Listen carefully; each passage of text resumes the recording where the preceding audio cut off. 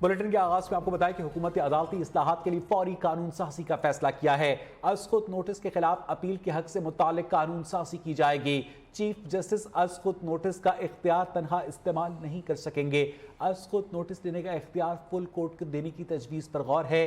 Supreme court کے bench تشکیل دینے کے طریقہ کار کو بھی تبدیل کرنے پر غور کیا گیا۔ مزید بات کریں گے اسی حوالے سے اپنے نمائندے شاکر عباسی سے۔ شاکر، کیا کیا تبدیلیاں ہونے جا رہی ہیں؟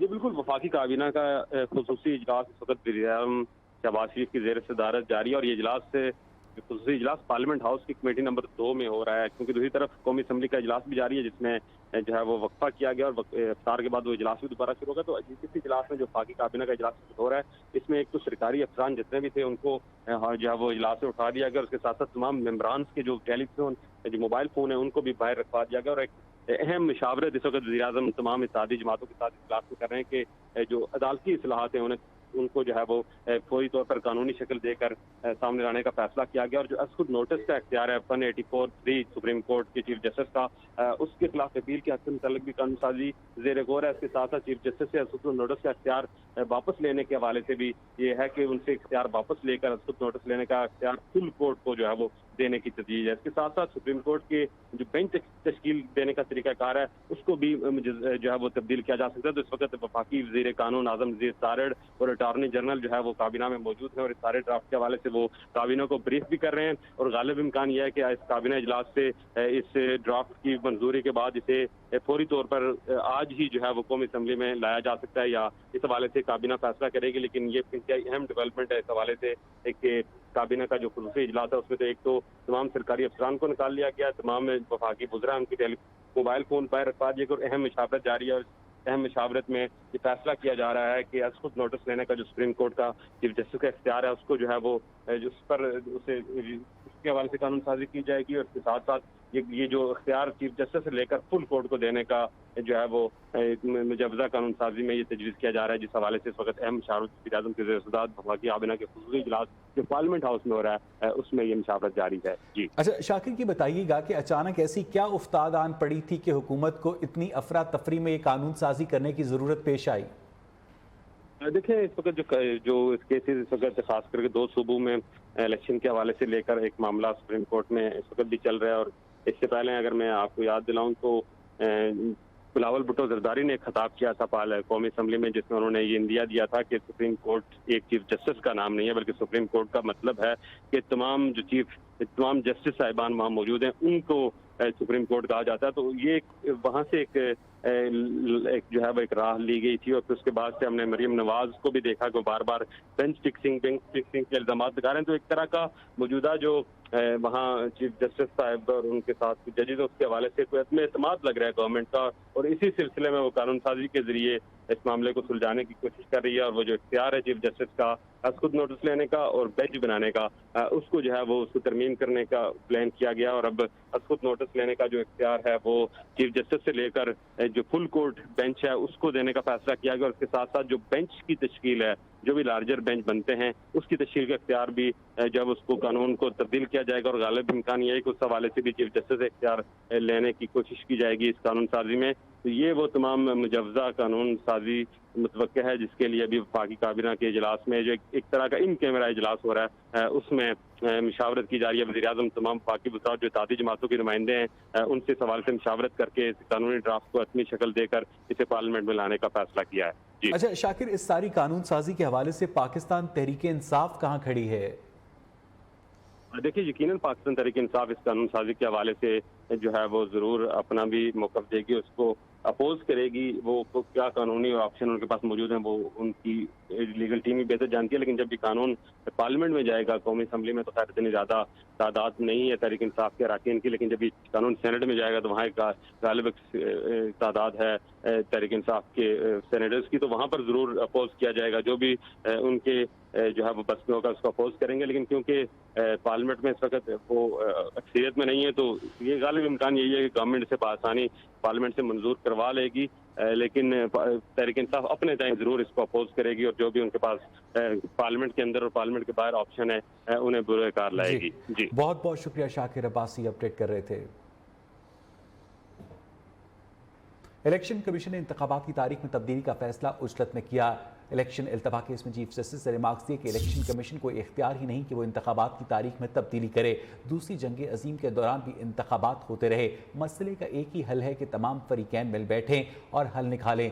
दहशत गर्दी का मसला 90 की दहाई से है। पीपल्स पार्टी की सरबराह की शहादत के बावजूद इंतखाबात हुए। दूसरी जंग अजीम में भी इंतखाबात हुए। जस्टिस जमाल खान मंदोखेल ने कहा कि 90 दिनों में इंतखाबात का इनेकाद एक आईनी तकाजा है। चीफ जस्टिस ऑफ पाकिस्तान के इख्तियारात को रेगुलेट करने का 2 जजेस का फैसला हमारा अंदरूनी मामला है। चीफ जस्टिस के इख्तियारात में कमी के लिए कौमी असम्बली से कानून साजी की जाएगी। अदलिया से मुतालिक मौसर कानून साजी न की तो तारीख माफ नहीं करेगी। आइन ने इदारों के इख्तियारात की रेड लाइन लगा दी है, इससे अबूर नहीं किया जा सकता। सुप्रीम कोर्ट के जजेस से मुतालिक ऑडियो का फोरेंसिक करवाया जाए। शहबाज शरीफ ने चीफ जस्टिस से बड़ा मुतालबा कर दिया। वज़ीर आज़म ने कहा कि आइन का संगीन मजाक अदलिया के इख्तियारात की धज्जियां उड़ाई जा रही हैं।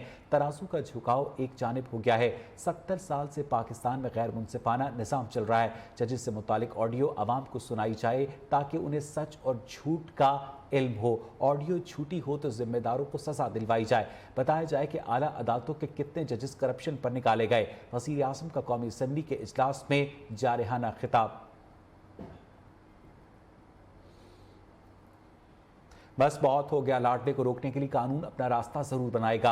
अब इसको मुल्क के साथ खेलने की इजाजत नहीं देंगे। वज़ीर आज़म का मूड जारहाना। इमरान नियाज़ी कौम से माफ़ी मांगे तो ही बात होगी, वरना कोई बात नहीं हो सकती। इमरान खान की टोपी ड्रामे ने मुल्क की बुनियादें हिला दें। ये पाकिस्तान का सबसे बड़ा फ्रॉडिया है। जमान पार्क में छुपने वाला दहशत गर्दों को ढाल बनाकर बैठा है। ये अदालतों पर हमले करता पेश नहीं होता, फिर भी सुबह शाम इससे जमानतें मिलती हैं। शहबाज शरीफ का कौमी असम्बली में धुआंधार खिताब। वज़ीर आज़म का फौज पर तनकीद करने वालों को भी सख्त जवाब। कहा पीटीआई आर्मी चीफ और फौज पर बदतरीन हमले कर रही है।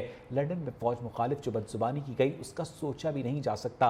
इमरान नियाज़ी दुश्मन से बढ़कर फौज के खिलाफ घिनौनी चाल चल रहा है। ऐवान को इसके खिलाफ ठोस लाएमल इख्तियार करना होगा। IMF मुआहदे से मुतालिक वज़ीर आज़म ने कहा कि तमाम शराइत पूरी करने के बावजूद IMF टाल मटोल कर रहा है। अब आलमी मालियाती इदारा कदम कदम पर गारंटी मांग रहा है। 11 माह हो गए हैं, वज़ीर खारजा अब तक दोस्त ममालिक को राज़ी करने पर लगे हैं। फितने का एजेंडा मुल्क में अनारकी फैलाना है। मुल्क की मईशत का बेड़ा इमरान खान की वजह से गर्क हुआ। वज़ीर दाखिला राना सनाउल्लाह मुखालिफिन पर बरस पड़े। कहा इमरान खान के लिए रोज़ जमानतों का बाजार लगा है। एहतसाब होना चाहिए और एहतसाब ज़रूर होगा। सबको आइन और कानून के दायरे में रहना होगा। बेबुनियाद मुकदमा परवेज जिलाई के दौर में दर्ज किया गया। जब भी अदालत तलब करेगी पेश होंगे। इमरान खान नियाज़ी के खिलाफ जो है वो अभी तक कानून हरकत में नहीं आया और अदालत के एहतराम न करने की बुनियाद पे जो उन्होंने एक रवायत कायम की है उसकी अभी तक जो है वो पकड़ नहीं हुई, बल्कि अभी तक जो है वो उन्हें जो है वो एक बड़े ही वसी पैमाने पे जो है वो बेलों का जो है वो एक जुमा बाजार उनके लिए लगा हुआ है। और पाकिस्तान का आइन ये करार देता है कि मुल्क में इलेक्शन जो है वो इकट्ठे होने चाहिए, तमाम असम्बलीज़ के एक ही वक्त में होने चाहिए।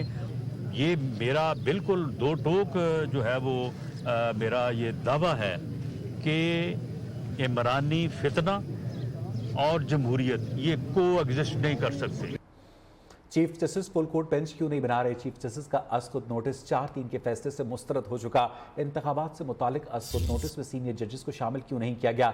जस्टिस एजाजुल एहसन को बेंच में दोबारा क्यों शामिल किया गया? इलेक्शन से मुतालिक केसेस पहले ही ज़ेर समाअत थे तो अस्कुद नोटिस क्यों लिया गया? वज़ीर आज़म के मुआविन खसूसी अता तारड़ ने कई सवालात उठा दिए। मीडिया से गुफ्तगू में कहा कि जस्टिस मंसूर अली शाह के फैसले ने सुप्रीम कोर्ट में वन मैन शो का जिक्र किया है। पूरी अदलिया को इसका हल सोचना चाहिए। और यहाँ बुलेटिन में वक्त हुआ एक ब्रेक का। میرے قتل کی سازش پہ رانا ثناءاللہ بھی ملوث ہے۔ عمران خان کا کہنا ہے کہ وہ سازش کے باقی 2 کرداروں کے نام پہلے ہی بتا چکے ہیں۔ قتل کی دھمکیوں پر قانونی چارہ جوئی کروں گا۔ الیکشن اگر مقررہ تاریخ سے آگے گئے تو سمجھے قانون ختم ہو گیا۔ پاکستان تحریک انصاف کے امیدوار 30 اپریل کے حساب سے اپنی مہم جاری رکھیں۔ آئین کی پاسداری کے لیے ہر طرح کی APC میں بھی بیٹھنے کو تیار ہوں۔ PDM سیاسی اتحاد نہیں بلکہ چوروں کا گروہ ہے۔ عدالت عظمیٰ پر الزام تراشی اور دباؤ میں لانے کی کوششیں نون لیگ کا پرانا وتیرہ ہے۔ چیئرمین تحریک انصاف سے صدر CPN قاسم خان کی ملاقات ہوئی، جس میں چیئرمین تحریک انصاف عمران خان نے قاسم خان سے یہ ساری باتیں کی۔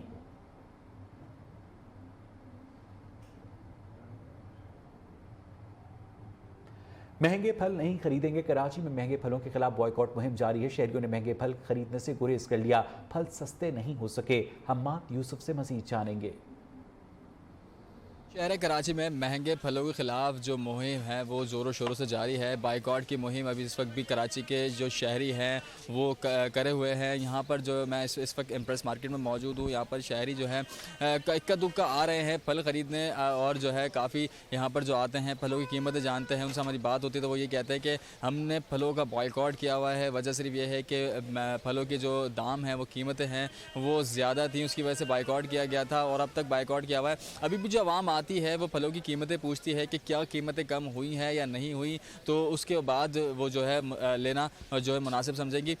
تو ابھی جو قیمتیں ہیں پھلوں کی، اس وقت کیلا جو ہے وہ 250 سے 300 روپے درجن میں یہاں پہ فروخت کیا جا رہا ہے۔ خربوزہ جو ہے وہ 150 سے 170 کی روپے کلو میں فروخت کیا جا رہا ہے۔ تو قیمتیں جو ہے وہ زیادہ بڑھی نہیں ہیں اور کم بھی نہیں ہوئی، برقرار ہیں۔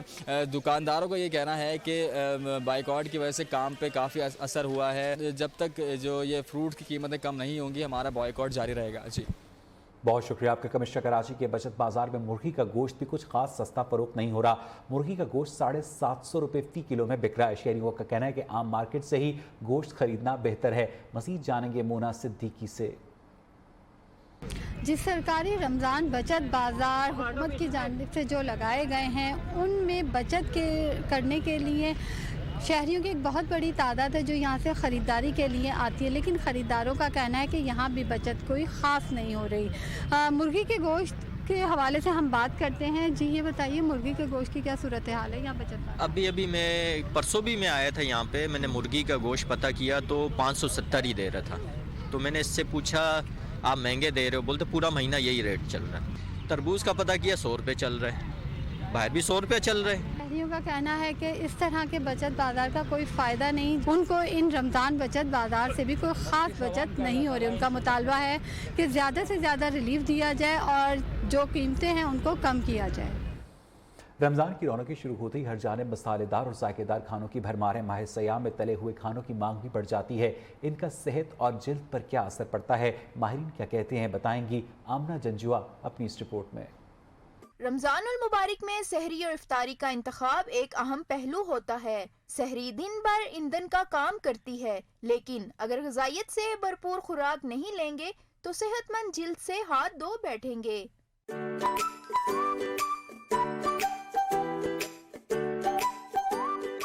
رمضان میں بھوک اور پیاس کی وجہ سے جلد سب سے زیادہ متاثر ہوتی ہے۔ ماہرین جلد کہتے ہیں اگر جلد کو تر و تازہ رکھنا ہے تو رمضان میں افطاری سے سحری کے اوقات میں زیادہ سے زیادہ پانی پئیں۔ ہمارا واٹر انٹیک کم ہو جاتا ہے، باڈی ڈی ہائیڈریٹ کرتی ہے جس کی وجہ سے اسکن ڈیمیج ہو سکتی ہے، اسکن ڈرائی ہو سکتی ہے۔ تو اس سے بچنے کا سب سے امپورٹنٹ جو ریکمنڈیشن ہے بینگ ڈرماٹولوجسٹ میری طرف سے، وہ یہ ہے کہ پانی کا استعمال زیادہ سے زیادہ کریں۔ ماہ مقدس میں پھل، سلاد، کھجور، دہی اور دیگر غذائیت سے بھرپور چیزیں خوراک میں شامل کرنی چاہیے۔ جب آپ کھانا کھاتے ہیں تو کھانے میں پروٹین ڈائٹ شامل کریں، انسپائٹ آف دس کہ آپ کچھ جنک فوڈ لیں یا پیزا کھائیں یا برگر کھائیں، کچھ ایسی چیز کھائیں۔ اس کا فائدہ کیا ہوگا؟ اس کا فائدہ یہ ہوگا کہ آپ کی باڈی کا امیونٹی لیول بھی بہتر رہے گا۔ طبی ماہرین کا کہنا ہے تیز مسالوں اور تلی ہوئی چیزوں سے پرہیز ہی صحت مند رہنے کا راز ہے۔ پروڈکشن ٹیم کے ساتھ آمنہ جنجوا، نیو نیوز، اسلام آباد۔ خبروں میں اب تک اتنا ہی۔ مزید خبروں اپڈیٹس کے لیے دیکھتے رہیے نیو نیوز۔